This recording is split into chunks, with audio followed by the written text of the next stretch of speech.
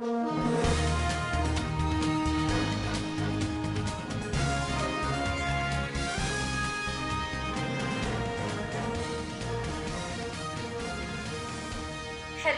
welcome to the Metals Daily News brought to you by Metals Update, the driving force behind your business. I'm Kopal Chima from the Mumbai office on 23rd June 2017.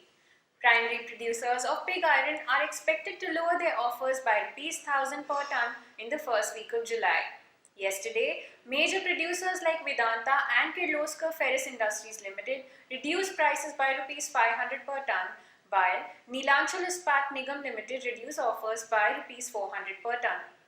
Lower demand and destocking activities prior to the implementation of GST is causing companies to lower their offers. 3-month copper forwards traded on the London Metals Exchange have been slowly moving higher ever since prices hit a low of $5,462 per ton on 8th May.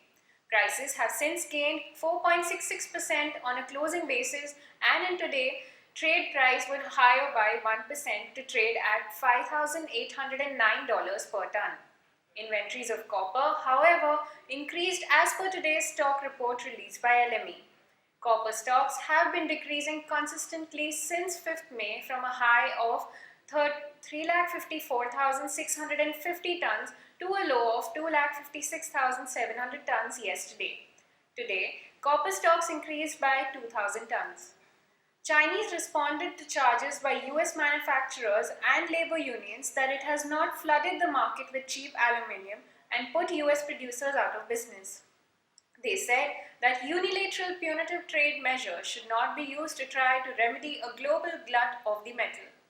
The director of export division at China's Commerce Ministry stated that aluminium products imported from China are general products with civilian uses such as packing, roofing, road signs, and consumer durables.